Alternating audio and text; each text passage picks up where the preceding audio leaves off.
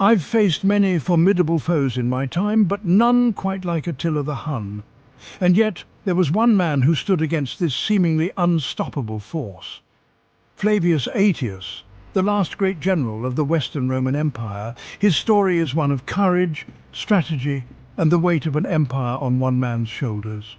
As we embark on this journey through time, we'll explore how Aetius rose from humble beginnings to become the shield of Rome against the Hunnic invasion. You see, in the twilight years of the Roman Empire, when barbarian hordes threatened to tear apart the fabric of civilization, Aetius stood as a beacon of hope.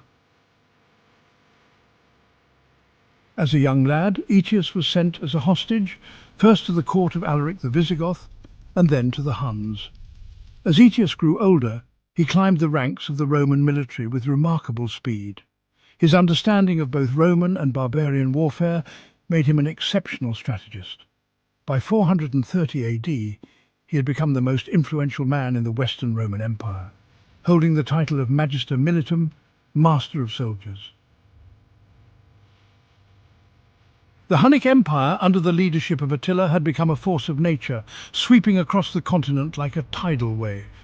Aetius, now at the height of his power, recognized the gravity of the situation. Aetius began to forge alliances with the very barbarian tribes that Rome had long considered enemies. The Visigoths, the Alans, the Franks, all were brought into a coalition against the common threat of Attila.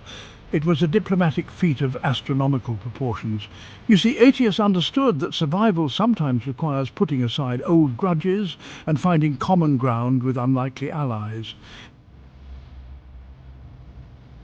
As dawn broke on that fateful day, two massive armies stood ready to clash in a conflict that would determine the fate of Europe. Aetius, drawing on his years of experience, coordinated his diverse forces with the precision of a master tactician. He knew that victory would require more than just brute force. It needed strategy, timing, and a bit of luck.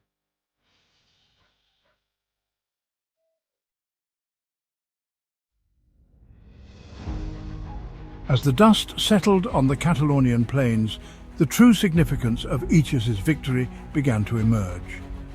Attila's aura of invincibility had been shattered, and though he would threaten Italy the following year, his power was on the wane.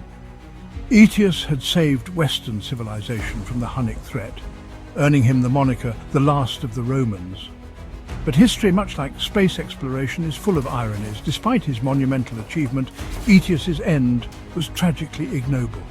In 454 AD, he was assassinated by Emperor Valentinian III, who feared Aetius's power and influence.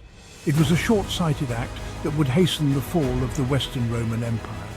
Yet Aetius's legacy lived on.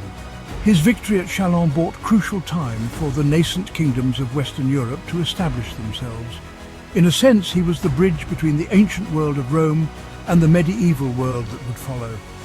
As we conclude our journey through the life of Flavius Aetius, I'm reminded of a quote from Shakespeare's Julius Caesar. "The evil that men do lives after them. The good is oft interred with their bones." But in Aetius's case, I believe the opposite is true. While his contemporaries may have feared and ultimately betrayed him, history remembers Aetius as a savior of Western civilization. His story serves as a beacon, illuminating the pages of history and reminding us of the power of individual action in shaping the destiny of nations. As we face our own challenges in the present day, we would do well to remember the lessons of Aetius. The value of understanding our adversaries, the strength found in unlikely alliances, and the importance of standing firm in the face of seemingly insurmountable odds.